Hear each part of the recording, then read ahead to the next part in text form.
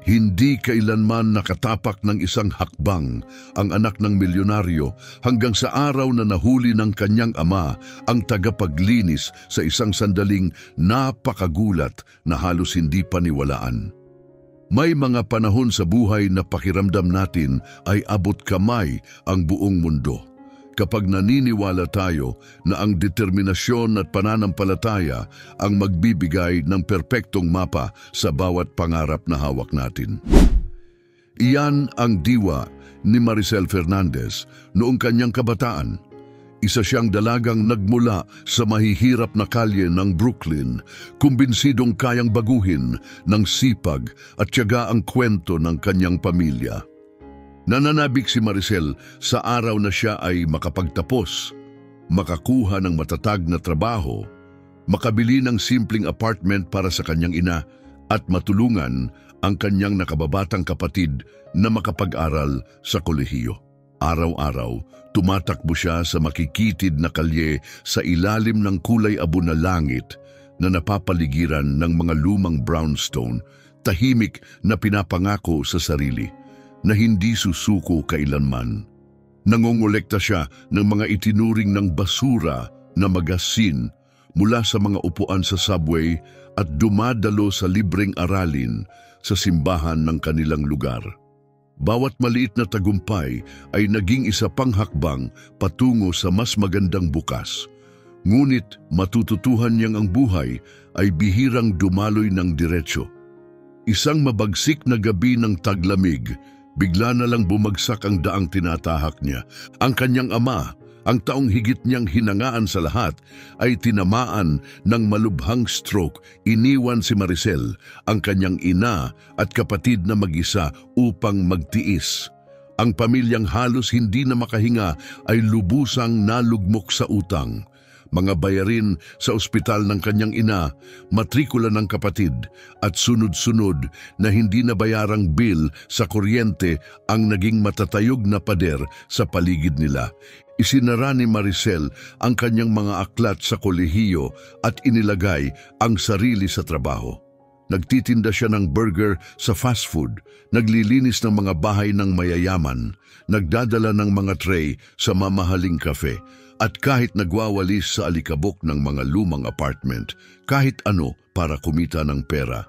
Naging magaspang at masakit ang kanyang mga kamay sa paulit-ulit na paglilinis. Napabagal ang kanyang mga balikat sa bigat ng walang katapusang mga gabi ng trabaho. Ngunit tiniis niya ang lahat ng walang reklamo. Batid na ang bawat dolyar na kinikita niya ang nagpapanatili sa kanilang pamilya. Ngunit habang lumilipas ang mga buwan, pakiramdam niya ay unti-unting hinihila siya sa isang whirlpool na hindi niya matakasan. Gabi-gabi, nauupo si Maricel sa tabi ng maliit na bintana sa makipot nilang apartment, nakatanaw sa malamig na mga bituin ng lungsod na naghahanap ng palatandaan. Ang mga matitingkad na pangarap na minsang pumailaw sa kanyang puso ay ngayoy nalubog sa bigat ng responsibilidad, kahirapan at takot. Hanggang sa isang nagyayalong hapon ng huling bahagi ng taglagas, noong halos mawala na ang kanyang pag-asa, may isang di inaasahang nangyari. Ang kanyang matandang kapitbahay, si Ginyong Teresa, na ilang beses na niyang natulungan, ay lumapit sa kanyang pintuan. "Maricel, mahal ko," mahinang sabi niya, "may kilala akong mayamang pamilya sa Upper West Side na naghahanap ng live-in na tagapaglinis at yaya. Mabuti ang sweldo pero kakaiba ang kanilang maliit na anak na lalaki. Namatay ang kanyang ina noong nakaraang taon at mula noon ay hindi siya nagsalita o naglakad. Kung gusto mo, maaari kitang irekomenda." Nag-atubili si Maricel. Hindi niya inisip kailanman na maglilingkod siya sa mga mayayaman, lalo na habang may mabibigat siyang dalahin sa sarili. Pero huli na ang renta, may sakit ang kanyang ina at nakasalalay sa kanya ang kinabukasan ng kanyang kapatid. Walang ibang pagpipilian, pumayag siya habang tinatago ang kawalang katiyakan sa isang pasasalamat ng ngiti. Kinabukasan ng umaga, sinuot niya ang luma niyang Amerikana, nagbalot ng payak na tanghalian sa kanyang faded na tote bag at sumakay ng subway papuntang Hilaga. Umuuga ang tren, puno ng pagod na mga pasahero na abala sa kani-kanilang problema. Ipinarik niya ang noo sa malamig na salamin, pinanood ang mga kalye na puno ng graffiti na unti-unting napapalitan ng nagliliwanag na mga tore, makikinis na sasakyan at mga profesional na maayos ang pananamit. Nang humakbang siya sa Upper West Side, pakiramdam niya ay pumasok siya sa ibang mundo. Malawak at malinis ang mga kalye, puno ng ginintuang mga puno ng taglagas. Sa mga bintana ng butik, nakadisplay ang mga damit na mas mahal pa kaysa sa isang buwang pamimili ng pagkain ng kanyang pamilya. Sa harap niya ay isang marangyang gusali na may mga doorman na nakauniporme at malinis na lobby na kumikislap sa tamang ilaw. Mas mahigpit niyang hinawakan ang kanyang bag, huminga ng malalim at bulong sa sarili para sa ina, para sa kapatid. Kailangan kong maging matatag. Ang mga yapak niya ay umalingaw-ngaw sa makintab na marble hallway habang nilalapitan niya ang isang malaki at mahogany na pintuan na may ukit na masilang disenyo. Ito ang pintuan papunta sa penthouse. Isang lugar na, sa paraang hindi pa niya lubusang naiisip, ay magbabago ng kanyang buhay magpakailanman. Nang buksan ang mabigat na pintuan, pumasok ang isang malamig na simoy. Nadala ang di masalitang babala na magdadala ang araw na ito ng mga pagbabago. Pumasok siya, tumibok ang puso. Bigla niyang naramdaman kung gaano siya kaliit at kakaiba sa lugar na ito. Ang marble floor ay nagre-reflect ng kinang ng crystal chandelier na nakasabit sa taas at bawat hakbang ay parang nota sa isang eleganteng simponya. Nakatayo siya sa isang grand foyer na tila hindi totoo. Mga painting na nakasabit ng maayos, isang charcoal gray velvet na carpet na nakalatag sa harap ng electric fireplace na may malambot na liwanag, at mga puting orkidyas na nakatayo ng maayos. Sa tabi ng isang paikot na hagdan ay isang antigong grand piano. Ang itim nitong ibabaw ay kumikislap na parang salamin. Sa likod ng mataas na arko ng mga bintana, dumaraan ang mga mamahaling sasakyan, mga butik ay nakahanay sa kalsada, at mga nakaistilong mamimili ay naglalakad pasok at palabas na walang iniisip. Mahigpit na hinawakan ni Maricel ang strap ng kanyang bag, basa ng pawis ang kanyang palad. Sa isang side mirror, natanaw niya ang sarili. Isang payat na dalagang may luma at sira-sirang Amerikana, buhok na nakatali ng mabilis na parang isang hindi perpektong pintig ng brush sa perpektong larawang ito ng kayamanan. Biglang pumasok sa isip niya, kung mabasag ko ang isa sa mga paso na ito, mas mahal pa ito kaysa sa 3 buwang renta. Natuyo ang kanyang lalamunan. Bago tumaas pa ang kanyang pagkabalisa, isang kalmadong tinig ang tumawag mula sa dulo ng hallway. Ikaw ba si Maricel? Siya pala si Ginggel Carmen Reyes, isang babae na may maayos na gupit na kulay pilak ang buhok at matalim na kulay abo-asul na mga mata na nagpapakita ng disiplina at karanasan sa buhay. Kumikilos siya ng may grasya, tila hawak ang bawat detalye ng madali, ang simpleng ngunit pinong kasuotan ay akma sa leather-bound na libro sa kanyang kamay. Ngunit ang ngiti na ibinigay niya kay Maricel ay mas mainit kaysa sa anumang nasa loob ng bahay. Pasok ka, magiliw na sabi ni Ginonon Reyes. Inaasahan kita, huwag kang mangamba. Kapag nakapag-ayos ka na, mararamdaman mong parang nasa bahay ka na. Ang mahinahong tono at matatag na tingin niya ay bahagyang nagpakalma sa takot ni Maricel kahit pa hindi pa rin sigurado ang kanyang mga hakbang. Kumilos siya na parabang sagrado ang bawat bagay sa hallway, maingat na hindi gawan ng gulo ang kahit ano. Kasama niya si Ginggel Reyes habang naglalakad. Ang penthouse na ito ay dinisenyo ng anak ko, si Richard. May hilig siya, o mas tama, obsesyon, sa pagiging perpekto. Makikita mo rin yan agad. Ang mga salita, kahit na maggaan ang tunog, ay may dalang tahimik na babala. Hindi na tinanong ni Maricel ang ibig sabihin nito, ngunit iniimbak niya ang komento sa kanyang isipan. Pagpasok nila sa sala, nakaramdam si Maricel ng ginaw na wala namang kinalaman sa temperatura. Ang mga pader na kulay slate gray ay tila sumisipsip ng init mula sa bawat mamahaling dekorasyon. Malawak at walang kapintasan ang lugar, ngunit pakiramdam niya ay bakante ito. Walang mga larawan ng pamilya sa mga estante, walang kalat na laruan, walang mga jacket na iniwan sa mga upuan, walang mga mabilisang tala na nakakabit sa ref. Ang gintong liwanag ng chandelier ay bumalot sa kwarto, pero hindi nito natakpan ang kawalan ng buhay. Para kay Maricel, ang lugar na ito ay parang isang kabaong na may balot na velvet. Maganda sa labas, pero walang halik ng tao. Malakas ang tibok ng kanyang puso sa katahimikan. Yumuko si Ginong Reyes at mahinahong sinabi, "Huwag mo siyang gawing personal kung tila malayo si Richard." Dumaan siya sa malalaking pagkawala. Ngunit umaasa ako balang araw, mauunawaan niya na higit pa sa pagiging perpekto ang buhay. Kumindat si Maricel, bahagyang napaginhawa, ngunit mas lalong naging malinaw sa kanya na ang taong may-ari ng bahay na ito ay hindi lang mayaman. Siya ay may aura ng nagyayelong kapangyarihan. Isang tingin o isang matalim na salita mula sa kanya ay kayang magpaikli ng loob kahit kanino. At naroon siya, nakita niya si Richard Reyes na nakatayo sa anino malapit sa hagdan, pinapanood siya sa refleksyon ng isang glass panel. Matangkad, nakasuot ng perpektong akmang kulay gray na suit, maayos na naayos ang ash brown na buhok na nakasalsal pabalik. Mukha ay hindi mabasa ang ekspresyon. Hindi niya kailangang magsalita para makuha ang atensyon. Ginagawa ito ng kanyang presensya. Tila tumigil ang hangin.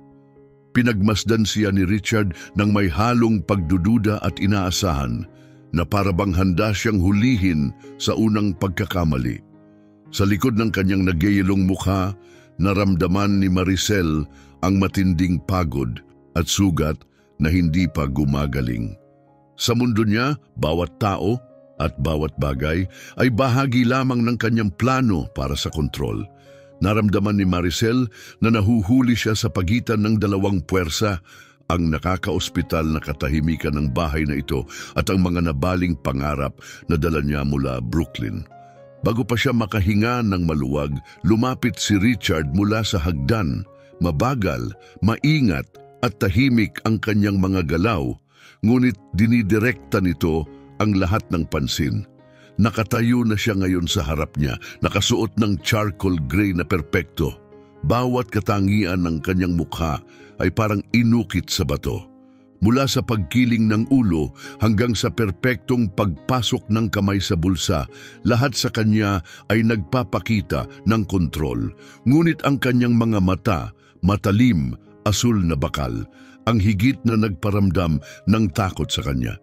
Nagniningning ito ng talino, ngunit may kislap ng panganib na parang talim na dumadaan sa kanya.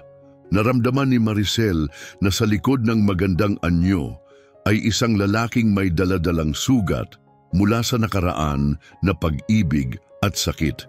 Nang tumutok ang tingin niya sa kanya, dala nito ang pagdududa, malamig na paghuhusga at tahimik na babala.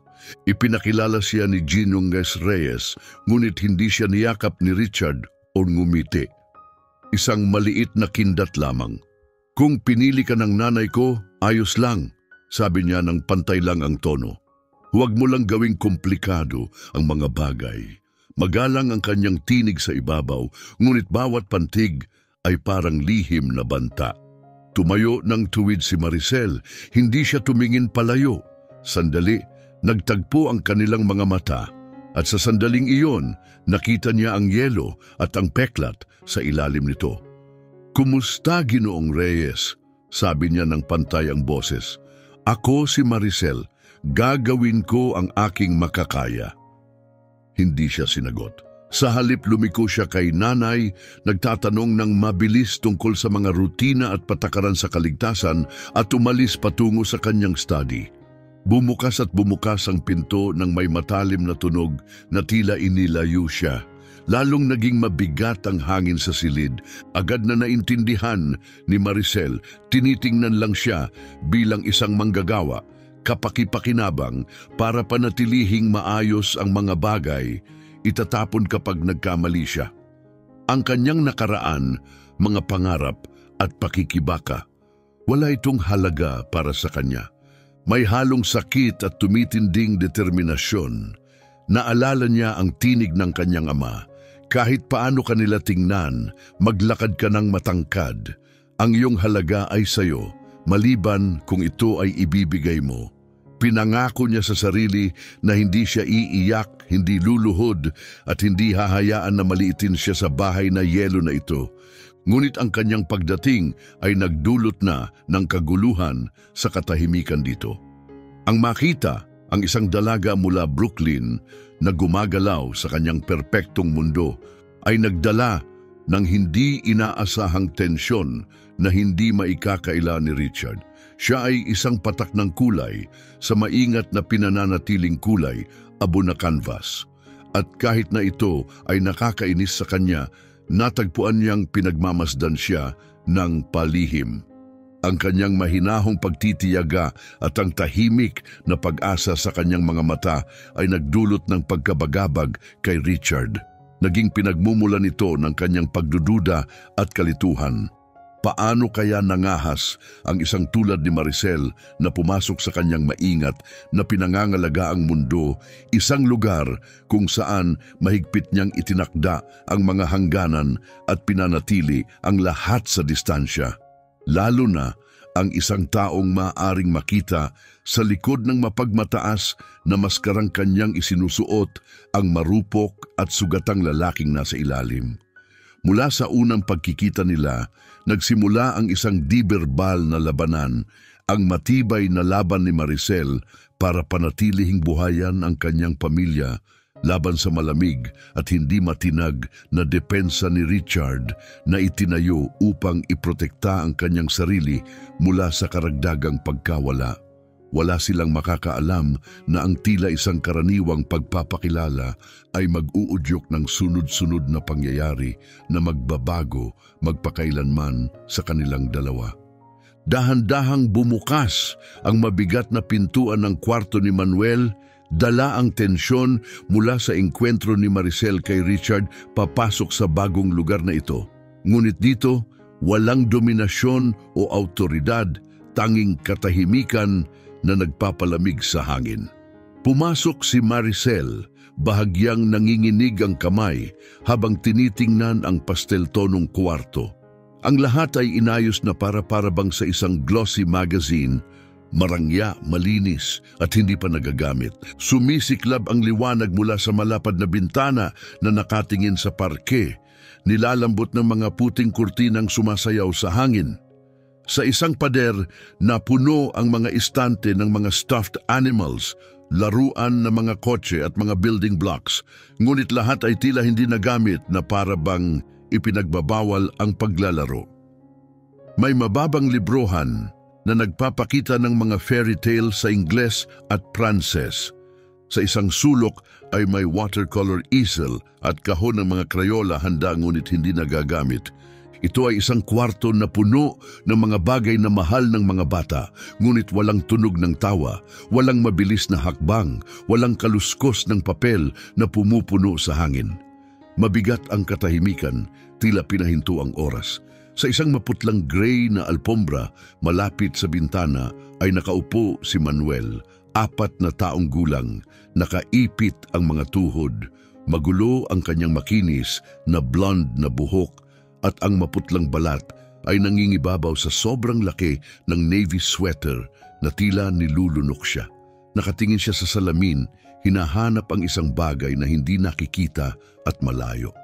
Hawak niya sa mga bisig ang isang lumang stuffed bunny, manipis na ang tela sa mga tainga, isang marupok na angkla sa mundo.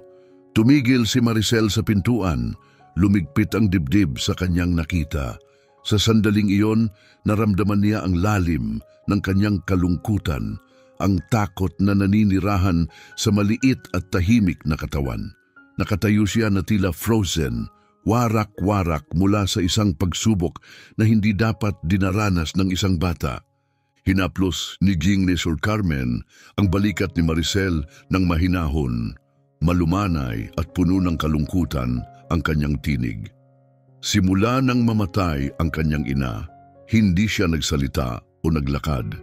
Sinubukan namin ang mga doktor, therapist at espesyalista, wala ang nakatulong. Nakabuo siya ng pader na walang makakarating. Tumagos ang mga salitang iyon sa puso ni Maricel.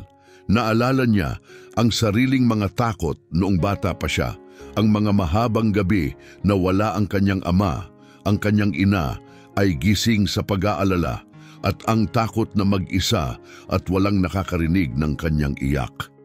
Sa pagtitig kay Manuel, nakita niya hindi lang isang mayamang bata sa magandang kwarto, kundi isang kaluluwa na nakulong sa pagitan ng dalawang mundo, pribilehiyo at pagkakahiwalay. Dahan-dahan siyang lumuhod sa alpombra, maingat na hindi lumapit sa kanyang pribadong espasyo. Hindi niya pilit na pinipilit ang pag-uusap.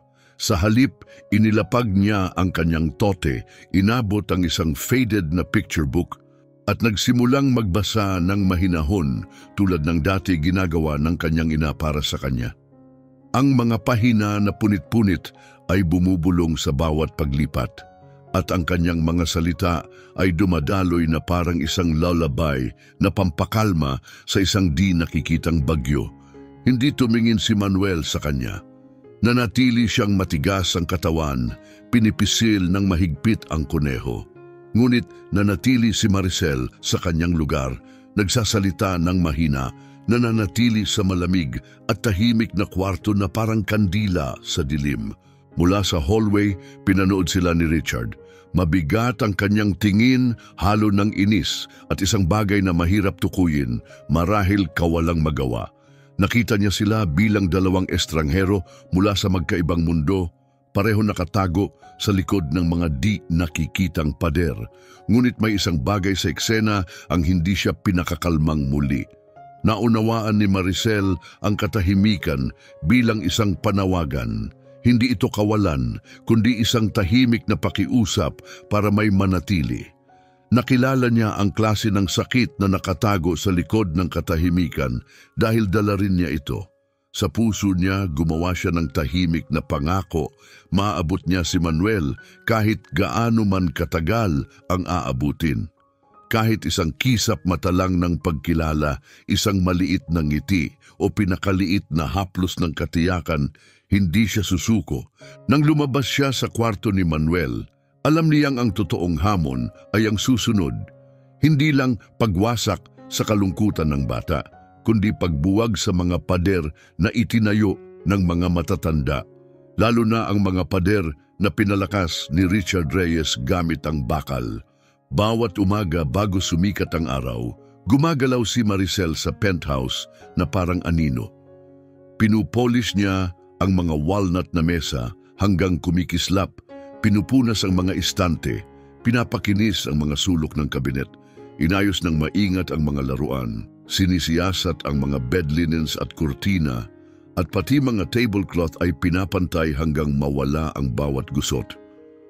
Tuwing maririnig niya ang mga yapak ni Richard sa hagdan, tila lumalamig ang hangin mismo. Hindi siya binabati ng magandang umaga. Sa halip, pinagmamasdan ng mga mata niya ang kanyang trabaho. Minsan may malamig na tindi ng taglamig, minsan ay isang mabilis na tingin na puno pa rin ng paghuhusga sa bawat detalye. Isang maling lagay ng kutsara, isang bahagyang patak sa counter, isang bakas ng panlinis na naiwan sa kahoy. Anumang maliit na pagkukulang ay nagdudulot ng matalim na puna. Gaano katagal mong iniwan ang solusyon sa sahig? Hindi pa tuluyang tuyo ang mga pinggan. Suriin mo ulit. Kailangang mas pinong hiwain ang pagkain ni Manuel. Huwag baguhin ang menu nang hindi mo muna tinatanong ako. Bawat komento ay tila mga bato na dinadagdag sa pader, Pinipisilang determinasyon ni Maricel, pinananatili siyang alerto palagi. Hindi niya alam kung kailan ang kanyang huling pagkakataon. Mas mahirap pa ang lumapit kay Manuel.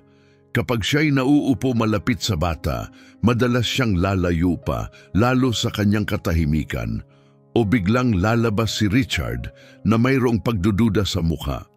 Kapag masyadong matagal ang pagbabasa o mahinang pagkanta sa oras ng pagtulog, papasok siya na may seryosong tingin, na para bang ang presensya ni Maricel ay isang abala na hindi niya maintindihan.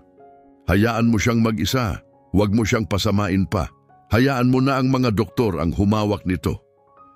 Ang pangangailangan ni Richard na kontrolin ang lahat ay lagpas pa sa kusina, paglilinis o schedule ni Manuel.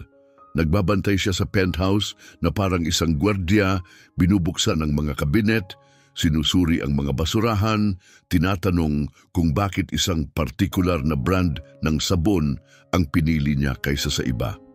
Walang araw na hindi nararamdaman ni Maricel na siya'y isang dayuhan na palaging sinusuri, kapit sa lupa na hindi talaga kanya. May mga gabi na halos mapilitan siyang mag-impake at umalis bago sumikat ang araw dahil sa pagod at kahihiyan, lalo na noong araw na inakusahan siya ni Richard na siya ang dahilan kung bakit umiyak si Manuel sa isang simpleng kwento lang. Napakasakit ng maling paratang na yon at madalas niyang itanong kung may lakas pa siya para mabuhay sa malamig at mahigpit na mundong ito. Sa mga sandaling iyon, umatras siya sa maliit niyang kwarto sa dulo ng hallway at tumawag sa bahay. Ang boses ng kanyang ina, mahina pero puno ng pagmamahal, ay umaalingaw-ngaw sa linya. Anak ko, wala na ang tatay mo at umaasa kami ng kapatid mo sa iyo. Alam kong mahirap, pero malalampasan natin ito kung hindi ka susuko. At pagkatapos ay ang boses ng kanyang nakababatang kapatid, matatag at puno ng determinasyon. Maricel, hanggat nandyan ka, magsisikap akong mag-aral. Balang araw magkakaroon tayo ng mas magandang buhay. Ang mga salitang iyon, ang apoy niya sa dilim, ang dahilan kung bakit siya patuloy na lumalaban. Kung makakayanan niya lang, kung mapipigilan niya ang lamig ni Richard na apuhin ang kanyang pag-asa, baka may pag-asa pa para sa pagbabago. Ngunit bawat araw sa bahay ng mga Reyes ay may bagong hamon. Ang pagkahiwalay ni Richard ay hindi lang ugali. Ito ay isang kuta na itinayo mula sa kalungkutan at lumang sugat. Naririnig ni Maricel ito sa mga buntong hininga na akala niya ay hindi napapansin. At nakikita ito sa matitigas na linya sa paligid ng mga mata niya kapag iniisip niyang walang nakatingin. Isang hapon, narinig niya si Richard sa kanyang study, mababa at magaspang ang boses habang nakikipag-usap sa telepono tungkol kay Manuel. Hindi kailangan ng anak ko ng mga kaibigan, sundin ang plano ng paggamot at huwag nang banggitin ang kanyang ina. Ang panginginig sa tono niya, bahagi galit, bahagi takot, ang nagpakita ng katotohanan. Ang kanyang nagyayelong distansya ay isang panangga, hinubog mula sa takot na mawala pa ang kaunti niyang natitira. Naintindihan ni Maricel noon na ang kanyang presensya, isang dalaga mula Brooklyn, ang isang di inaasahang elemento sa maingat na kinokontrol na buhay ni Richard. Ito ay nagpapabagabag sa kanya, kaya mas matindi niyang binabantayan si Maricel na parang naghihintay na sumuko siya para ma-lock niya na ang pinto sa mundong ito ng tuluyan. Ngunit nanatili si Maricel. Nanatili siya para kay Manuel, para sa kanyang ina, para sa kanyang kapatid, para sa paniniwala na kahit ang pinakamakapal na pader ay maaaring mabiyak. Ngunit ang buhay sa penthouse ay kumikilos na parang oras na naipit sa yelo. Bawat hininga, bawat hakbang, bawat tunog ay pakiramdam na pabigat ng di nakikitang presyon. Ang paulit-ulit na gawain ay kapantay ng lumalaking kirot sa kanyang dibdib, ang takot na baka hindi niya kailanman marating si Manuel ng tunay. Hindi nagtagal, natuklasan niya ang isang bagay na pumunit ng kanyang puso. Natatakot si Manuel sa hawak. Kapag may lumalapit, lalo na ang mga matatanda, umiwas siya kapit sa kanyang pinagkaitan na kuneho na parang ito lang ang kanyang kaligtasan. Iniiwasan niya ang mga yakap, natatakot kapag may kamay sa kanyang balikat, at kinakabahan kahit kapag sinubukan niyang ilapit ang isang libro sa kanya. Nang una siyang kantahan ng lullaby, isang banayad na kanta mula sa kanyang kabataan, lalong nanlambot ang walang ekspresyon na tingin ni Manuel. Mas mahigpit niyang pinisil ang kuneho, pumutla ang mukha, bumilis ang hininga, at isang luha ang dumula sa kanyang pisngi. Tumigil si Maricel sa pagkanta. Naintindihan niya noon, hindi siya kinamumuhian ni Manuel. Natatakot siya sa pagiging malapit ng isang matanda dahil ito ay isang bagay na hindi pa niya naranasang maging ligtas. Nang marinig ni Richard ang mahina at mahinang himig mula sa kwarto ni Manuel, agad siyang lumabas. Matindi ang ekspresyon. Anong ginagawa mo? Hindi kailangan ng lullaby dito. Huwag mong ipilit na baguhin ang anumang bagay. Gusto ko lang sanang maging komportable siya, mahina niyang sagot. Sundin ang mga tagubilin ng doktor. Huwag mo nang isali ang emosyon mo.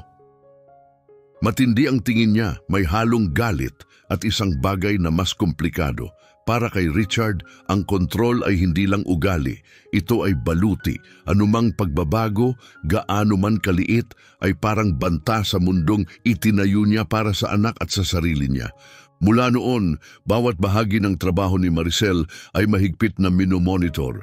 Maaari lamang siyang magbasa ng mga piling maikling kwento, payagang maglaro si Manuel ng mga laruan na aprobado, at makasama siya sa kanyang kwarto sa mga mahigpit na oras lamang. Kapag may iba pang pumunta, kailangang umalis siya agad. Ang mga pagkain ay nakaayos sa striktong menu na walang puwang para sa malikhaing bagay, kahit isang hiwa ng mansanas na hugis bituin ay bawal. Ngunit hindi ang mga alituntunin ang pinakamahirap. Ang pinakamahirap ay makita kung gaano katakot para kay Manuel ang pagiging istrikto ni Richard. Isang tahimik na hapon ng weekend, aksidenteng natapon ng bata ang orange juice sa alpombra. Isang maliit na aksidente lang. Agad na lumabas si Richard, madilim ang mga mata, matindi ang boses. Manuel, ilang beses na kitang sinabi na mag-ingat? Hindi para sirain ang kwartong ito. Natahimik ang bata, yumuko, nanginginig ang mga labi, pinipisil ang ulo na parang naghahanda sa suntok. Gusto ni Maricel na lumapit at protektahan siya, ngunit pinatigil siya ng malamig na tingin ni Richard. Lumayo ka. Hindi namin kailangan ng mga bayani dito. Ang mga banayad na iyak ni Manuel ay pumuno sa hangin, napakahina na halos hindi niya marinig.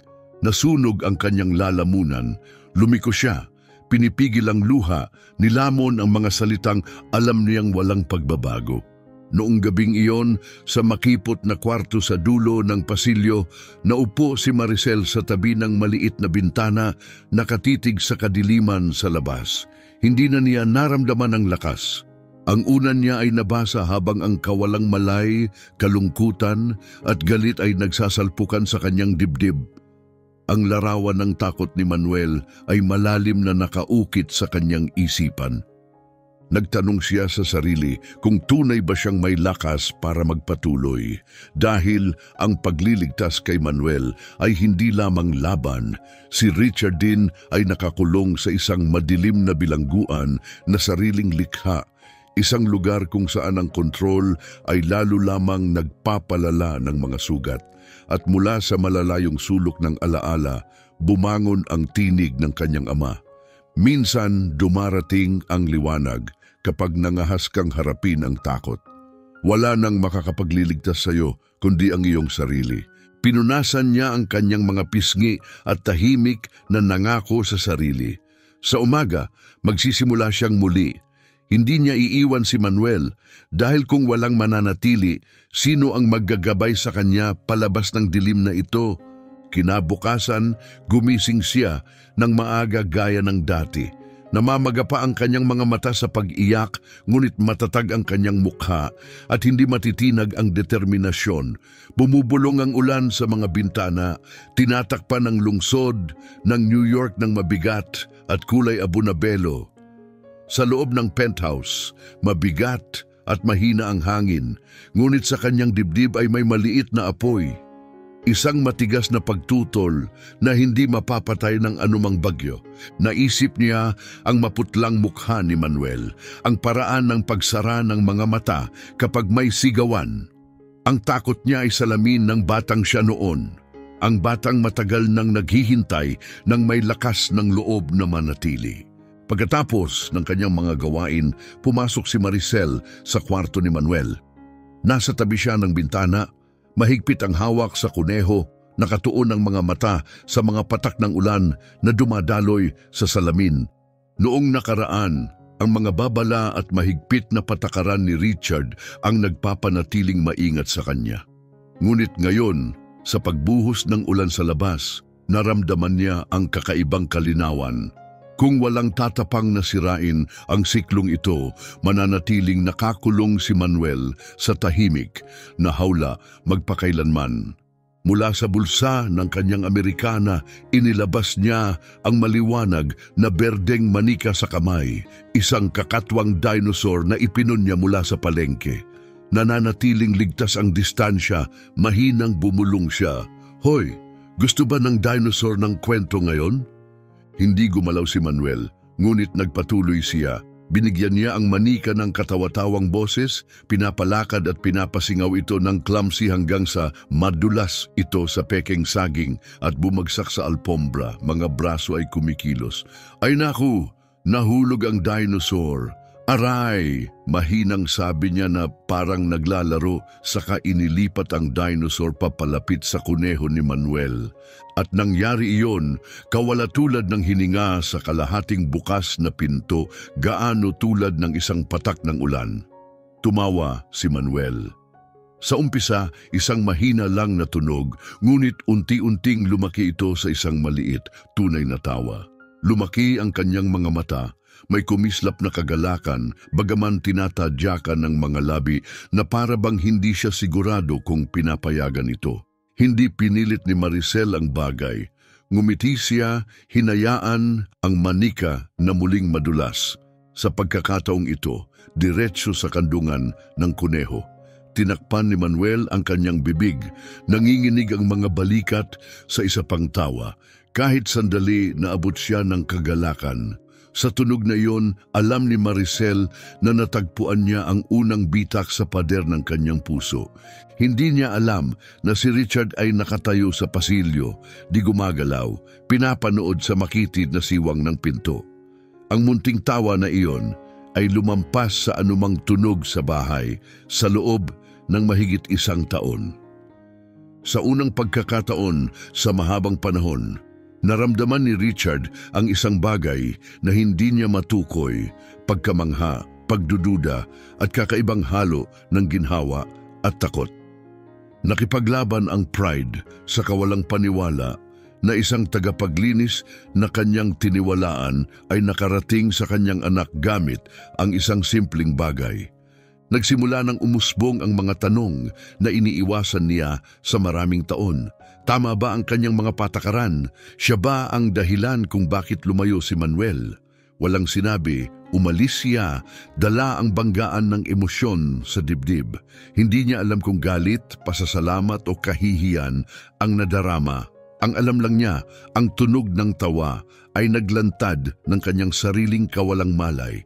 Para kay Maricel, ang sandali ay isang binhi na itinanim ng malalim sa dilim. Isang marupok na liwanag ang sumilip sa mabigat na dilim ng penthouse at balak niyang bantayan ito.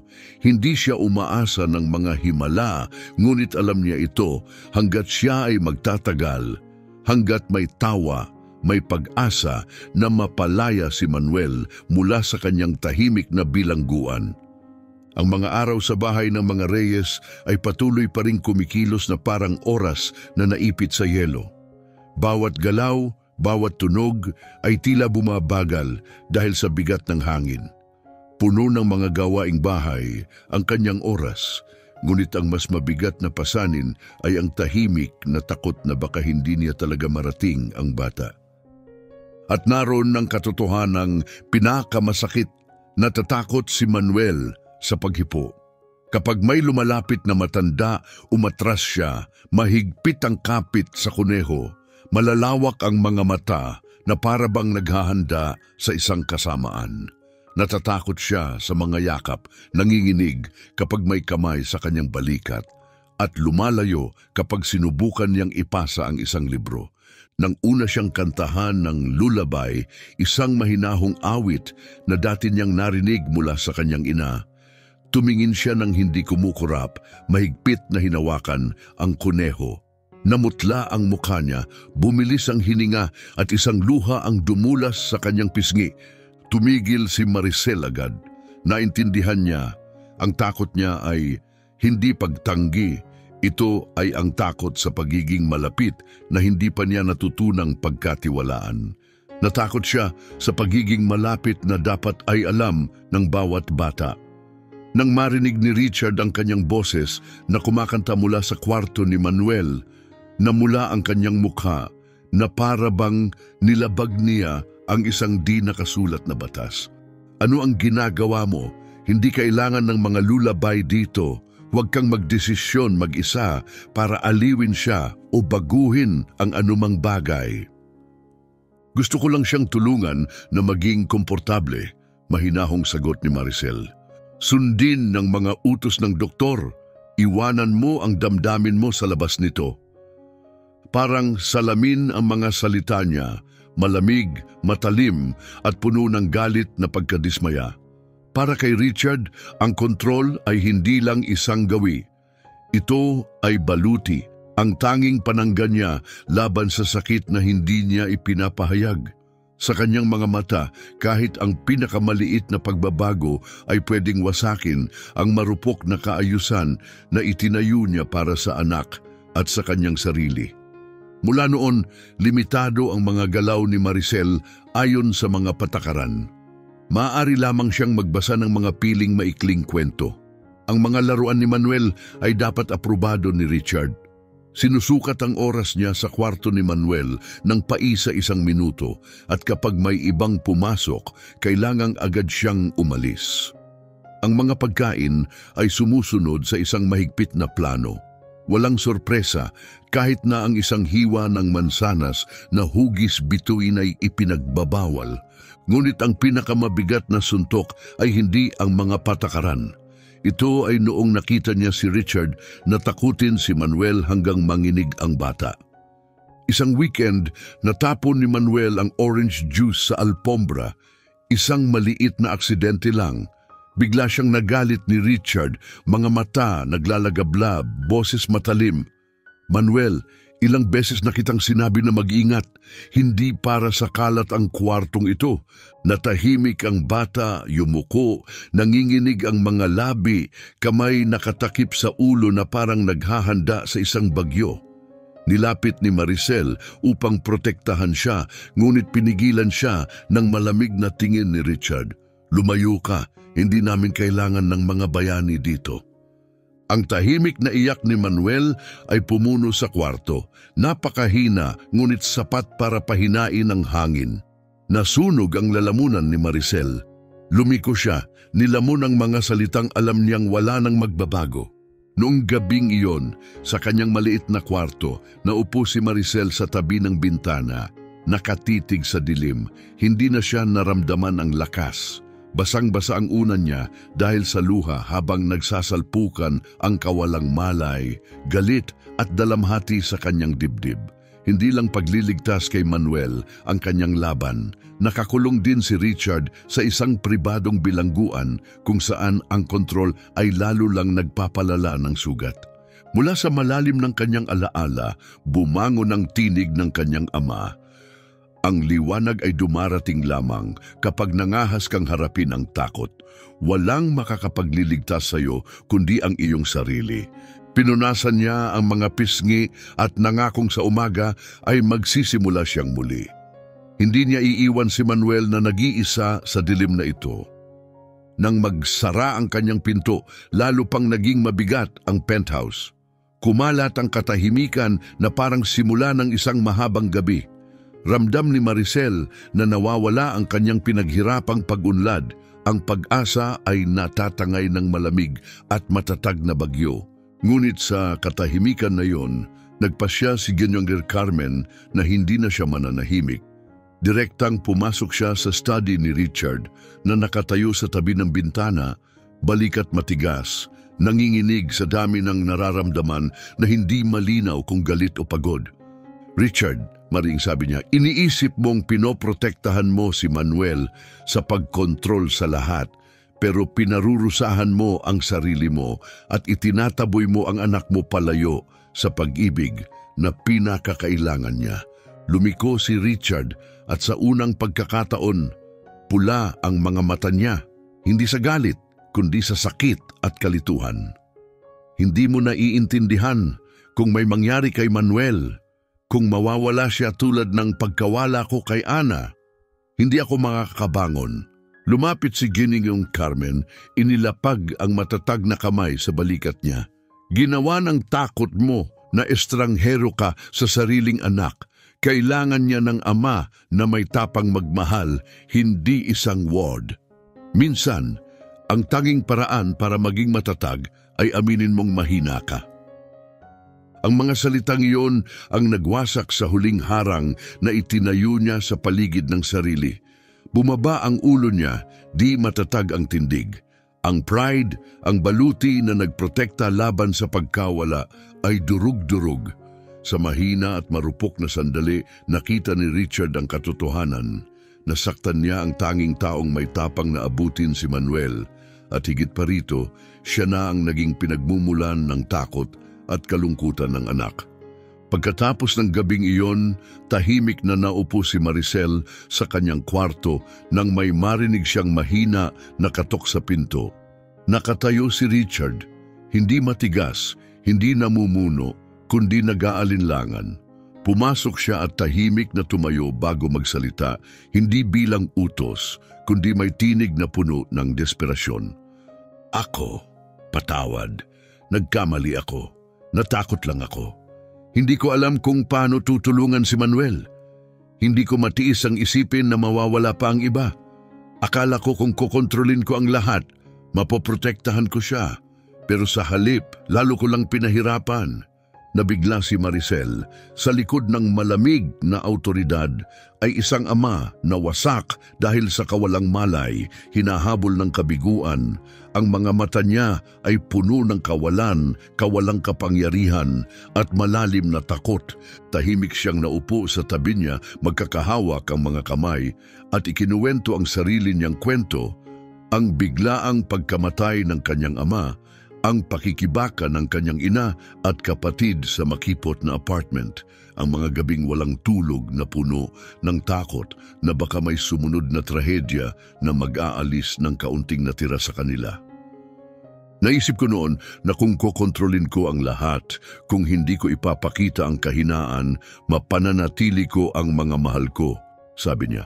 Pero natutunan ko na ang pasensya at ang tapang na ibahagi ang ating mga takot ang tumutulong sa atin na malampasan ang mga pagkawala na kinatatakutan natin. Ang mga salita niya simple at walang sisihan ay nagsimulang pag-inhawahin ang mga sugat na matagal nang itinago ni Richard. Magkatabi, dalawang taong nagmula sa magkaibang mundo ang natuklasan na pareho silang may sugat, ang takot na mawala ang mga minamahal at ang mabigat na paniniwalang kailangang tiisin iyon ng mag-isa. Mula noong gabing yon, nagsimulang maramdaman ang tahimik na pagbabago sa penthouse ng mga Reyes. Nagsimulang tingnan ni Richard si Maricel ng iba. Sa unang pagkakataon, tinanong niya ang opinyon nito tungkol sa araw-araw na gawain ni Manuel. Nakinig siya nang magmungkahi si Maricel ng mga bagong pagkain, banayad na ehersisyo, o mga ritual bago matulog, mga bagay na dati niyang tinanggihan agad. Napalitan ang matitinding utos at patuloy na pagbabantay ng isang mas maingat ngunit tunay na pagtitiwala. Para kay Maricel, ito ang unang pagkakataon na naramdaman niyang tunay silang magkatuwang sa pagtulong kay Manuel na muling matagpuan ang liwanag. Pinaplano nila nang magkasama ang bawat araw, mga maliliit na laro, maiikling lakad, bagong mga libro, mga kwento bago matulog. Simpleng mga hakbang, ngunit bawat isa ay isang bato sa tulay na kanilang binubuo. Nagsimulang kumupas ang tensyon na dati bumalot sa hangin, nawala ang mga nag-aalalang sulyap, napalitan ng mga sandali ng tunay na palitan, at dumating ang pinakalinaw na palatandaan ng pagbabago. Isang umaga, si Richard ang nagluto ng kape, tahimik na inilapag ang tasa sa harap ni Maricel nang hindi nagsasalita. Isang pasasalamat na hindi sinasabi ngunit naiintindihan. Hindi na siya nagsarado sa sarili sa kanyang study. Sa halip, lumalapit siya kung saan nakaupo si Maricel at Manuel. Nagtatanong tungkol sa umaga ni Manuel, kung ano ang gusto niyang kainin, aling mga kwento ang nagpapangiti sa kanya. Ang mga pagsubok niya ay awkward sa umpisa, pero nakita ni Maricel ang pagkakaiba sa kanyang mga mata. Isang lambing na hindi pa niya nasisilayan noon. Sa mga sumunod na araw, hindi na gumalaw si Maricel na parang natatakot magkamali.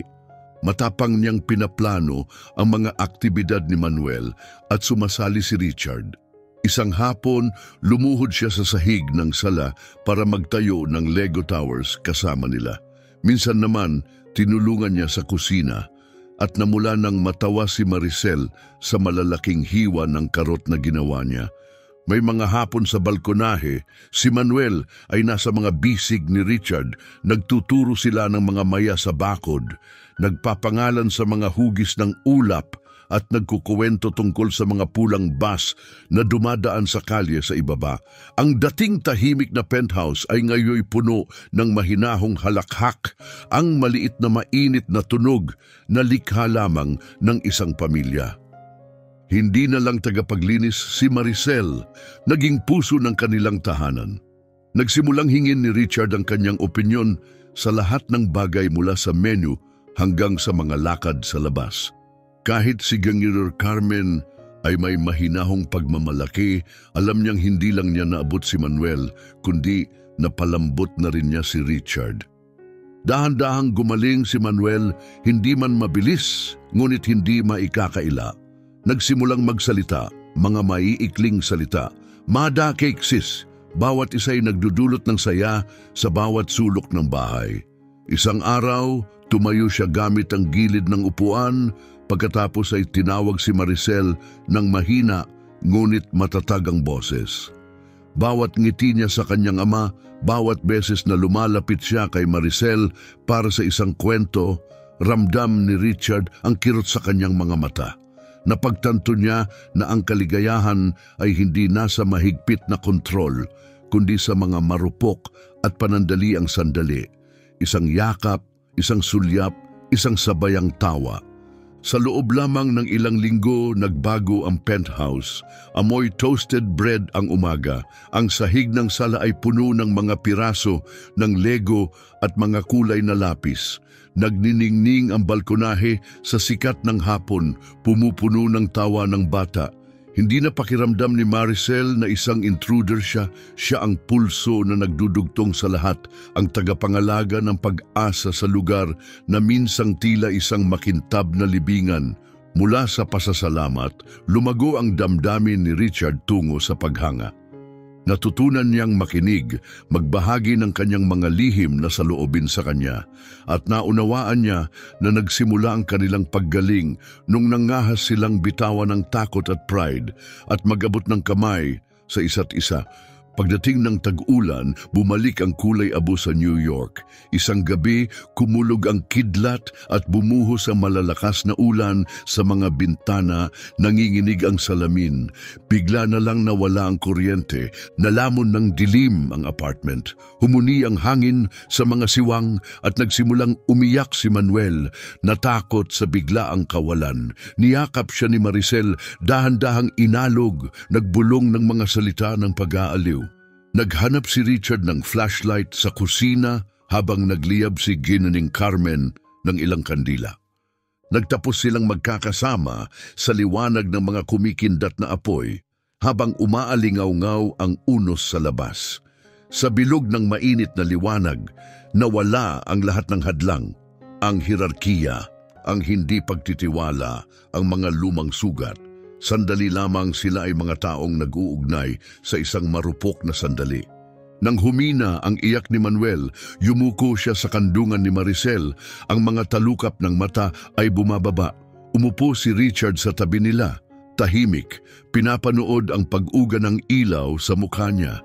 Ang kanyang mga kulay abo na mata ay sumasalamin sa pagod ng isang taong matagal nang lumalaban sa sarili. Ipinakita ng banayad na ilaw ang kanyang lakas at ang malalim na kahinaan niya. At pagkatapos na parang ang bagyong nasa labas, ang nagpakawala sa kanyang hawak sa mga pader na itinayo niya sa loob. Bumulong si Richard ng mga salitang hindi niya na ipahayag sa iba. Alam mo, akala ko noon na ako ang pinakamalakas na tao sa mundo. Ipinagmamalaki ko ang lahat ng naitayo ko, ang tahanan natin, ang buhay natin, hanggang sa gabing bumagsak lahat. Si Ana, ang asawa ko, nawala ng bigla. Naririnig ko pa ang pagkabiyak ng salamin, naamoy ko ang dugo, naririnig ko ang mga sirena. Hindi ko nagawa ang kahit ano, sabi ni Richard. Ang tinig niya ay bumaba hanggang halos bulong na lang. Nakatayo lang ako roon, walang magawa. Pinapanood ang taong pinakamamahal ko na unti-unting nawawala magpakailanman. Tumigil siya na puno ng ulap ang mga mata. Pagkatapos ng libing, ang tanging naramdaman ko ay galit at pagkakasala. Bata pa si Manuel para maintindihan, pero sa tuwing titingin ako sa kanya at makikita ko ang mga mata ng kanyang ina, ang nakikita ko lang ay ang aking kabiguan. Natakot ako. Ang alam ko lang ay kontrolin, magtakda ng mga alituntunin. Inisip ko na iyon ang magpapaligtas sa amin. Pero lalo ko lang pinalala ang lahat. Hindi nagsalita si Maricel. Sa kumikindat na liwanag ng kandila, nakita niya ang isang lalaking nawala na ang baluti. Hindi na ang matibay na taong kilala niya, kundi isang ama na binabagabag ng alaala at nakabaon sa kalungkutan. Isang ama na nalunod sa kanyang kawalang pag-asa. Inabot niya ang kanyang kamay, mahinahong hinawakan at pinisil ng matatag. Sa kanya ikinuwento ang sarili niyang kwento, mga gabi sa madilim at makipot na apartment, ang patak ng ulan sa tumutulo na bubong, ang ubo ng kanyang ina na umaalingaw-ngaw sa katahimikan ng gabi, ang araw-araw na takot na mawala ang tanging pamilya at tahanan niya. Lumaki ako sa anino ng kahirapan, malumanay niyang sabi. Lagi akong natatakot na mawawala ang aking ina, kapatid, o ang tanging bubong na aming tinuluyan. At inisip ko noon na kailangang itago ko ang aking nararamdaman para lang makaligtas. Pero natutunan ko na kapag binuksan natin ang puso, kapag hinarap natin ang ating kahinaan, nagkakaroon tayo ng puwang para sa mga magagandang bagay na hatid ng buhay. Ang tahimik at taus-pusong mga salita niya ay bumabad ng malalim. Nagtagpo ang kanilang mga mata sa mainit na liwanag ng kandila at sa sandaling iyon nawala ang lahat ng pader sa pagitan nila. Dalawang sugatang kaluluwa, pareho ang pagkilala sa sakit ng isa't isa. Natagpuan ang kapayapaan sa bihirang kaalaman na may tunay na nakakaunawa. Sa labas, humina ang bagyo. Tumigil ang hangin sa pagyanig sa salamin. Sa loob, ang marupok na pagkakalapit nila ay naging isang di sinasabing pangako. Hindi nila papayagang mawala ang pagtitiwalang ito at hindi sila tatalikod sa pangalawang pagkakataon na ibinigay ng buhay. Pagdating ng umaga, tila nabago ang penthouse sa unang sikat ng araw. Nagising si Maricel at nakita si Manuel na payapang nakayuko sa tabi niya at si Richard na nakaupo sa mesa, may mga anino sa mga mata mula sa panibagong gabing walang tulog. Ngunit sa pagkakataong ito ay may matatag at determinado siyang liwanag. Sa almusal, nag-atubili si Maricel sa ibahagi ang isang ideya na tahimik niyang pinapalago. Nabasa ko tungkol sa isang therapy center sa Seattle, paliwanag niya. Gumagamit sila ng multisensory na pamamaraan, musika, hayop, therapy sa paggalaw, para sa mga batang dumaan sa trauma tulad ni Manuel. Naniniwala ako, kung makapunta siya ron, baka mabago nito ang lahat.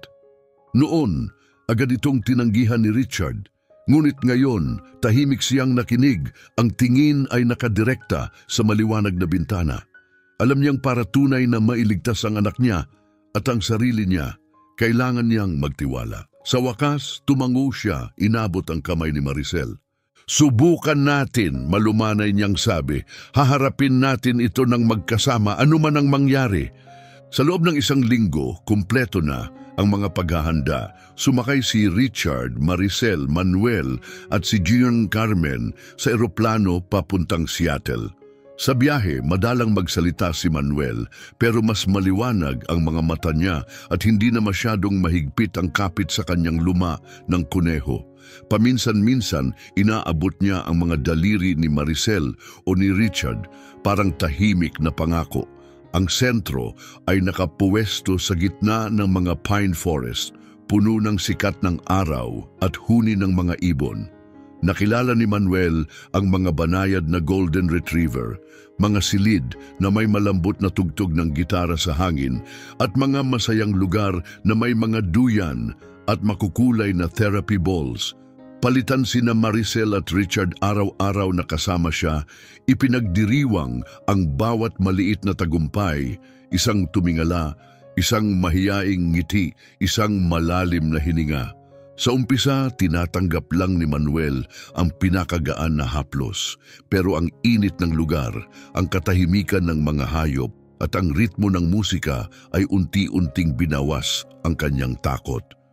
Isang araw, inabot niya ang bola ng mag-isa at umupo ng matuwid nang hindi sumusuporta. Napuno ng luha ang mga mata ni Richard habang pinapanood, halos hindi kumukurap sa takot na mawala ang sandaling iyon. Yumakap si Maricel sa kanya. Nailigtas mo na ang anak mo, Richard, bulong niya, dahil pinili mong magtiwala at magpakawala. Sa ikasampung sesyon, dumaloy ang gintong liwanag ng hapon sa mga bintana. At nangyari, natayo si Manuel nang hindi matatag, naglakad ng ilang hakbang at tumingin sa kanila na may kumikislap na mga mata. Nanginig ang maliit niyang boses, ngunit malinaw na narinig sa buong kwarto. Mommy! Nabasag sila pareho ng salita. Agad na dumaloy ang mga luha ni Maricel at Richard, luha ng kagalakan, pagpapalaya at hirap na pag-asang naipundar. Tumakbo si Manuel kay Maricel, saka sa mga bisig ni Richard. Mommy, Daddy! Muling sigaw niya at sa iyak na iyon ay nawala ang mga taon ng takot, pagkakasala at katahimikan. Para kay Maricel, patunay iyon na ang pagmamahal, pasensya at pag-asa ay kayang gumalaw ng mga bundok. Para kay Richard, iyon ang kalayaan, pagpapalaya mula sa bilangguan ng kontrol at ang pinakamalaking kapatawaran na maaring niyang asahan. Mula noon, ang therapy center ay hindi na lang isang lugar. Ito ang lupaing pinagmulang muli ng tatlong buhay. Iba ang biyahe pabalik sa New York.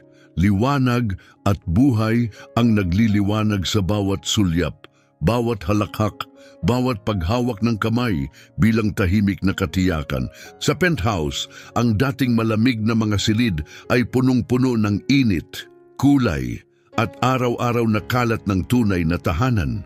Hindi na anino si Manuel. Ngumiti, nagsalita, naglaro at tinawag ang kanyang mga magulang sa pangalan. At para sa kanilang tatlo, ang buhay na kanilang binuo mula noon ay hindi na tungkol sa pag-survive.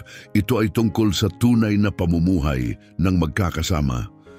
Ngayon nagsisimula ang mga umaga sa tunog ng mga yapak ni Manuel na mabilis na tumatakbo sa makinis na sahig.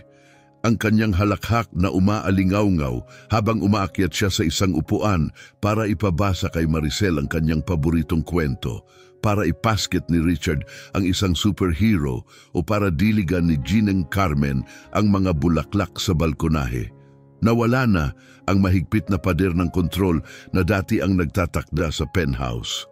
Sa halip, mga framed na guhit ang bumalot sa mga pader, makukulay na likhang sining ang nakadikit sa bawat sulok at malambing na musika ang dumadaloy sa mga silid tuwing gabi habang nagtitipon ang pamilya para sa hapunan.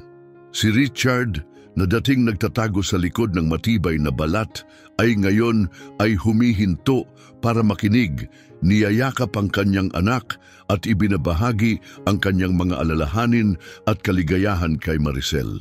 Nagsimulang magplano ng mga picnic kasama ang pamilya, siya na mismo ang nagluluto ng almusal tuwing weekend at pati na ang paggawa ng cookies, kahit na ang kanyang clumsy na pagkalat ng harina sa kusina ay palaging pinagtatawanan ni Maricel.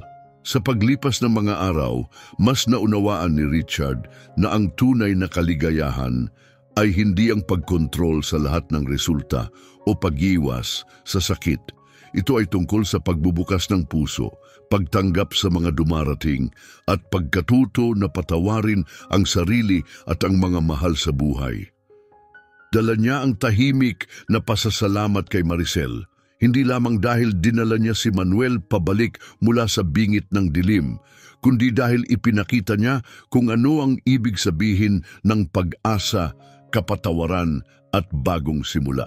Isang mainit na hapon ng tagsibol nang napuno ang mga pamilihan ng mga bulaklak ng lavender, pinuntahan ni Richard si Maricel at Manuel sa isang maliit na puting bahay sa hilagang bahagi ng lungsod.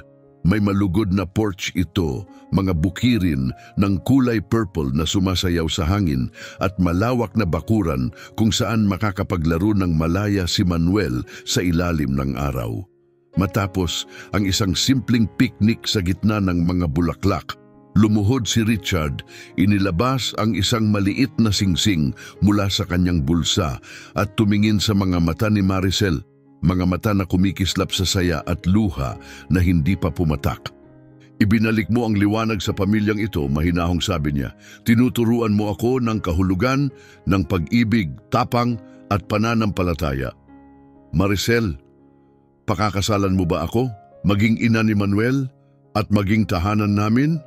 Dumaloy ang mga luha sa pisngi ni Maricel habang siya ay tumango, hindi makahanap ng mga salita. Nagyakapan silang tatlo, ang kanilang kasiyahan ay kumalat sa maliwanag na hangin ng tagsibol. Mula noon, ang maliit na puting bahay sa tabi ng mga bukirin ng lavender ay naging ligtas na kanlungan ni Manuel, isang lugar ng pag-ibig, halakhak at paglago. Dito, magkasamang pinagaling ni Richard at Maricel ang mga lumang sugat, bumubuo ng isang buhay na puno ng mga masasarap na hapunan, masayang umaga, mga pakikipagsapalaran ng pamilya, at mga araw-araw na sandali na naging patunay ng tibay ng pag-ibig. Ang kanilang kwento ay patunay ng hindi matitinag na kapangyarihan ng pag-asa, ang tahimik na lakas ng pagtitiyaga at ang biyaya ng kapatawaran. Isang paalala na kahit sa pinakamadilim na kadiliman, isang maliit na apoy at isang handang kamay ang makakapagdala sa atin pabalik sa liwanag. Nagtatapos ang paglalakbay ni na Maricel, Richard at Manuel sa isang masayang habang buhay, ngunit nagiiwan din ito ng tanong para sa ating lahat. Ano ang pinakamahalagang sangkap para tunay na gumaling ang isang sugatang pamilya at muling matagpuan ang saya? Ibahagi ang iyong mga saloobin sa mga komento sa ibaba at kung naantig ka ng kwentong ito, i-like, i-share ito sa isang mahal mo at mag-subscribe para hindi mo mapalampas ang susunod naming mga kwento ng puso. Maraming salamat sa iyong pakikinig at pagdalaw dito.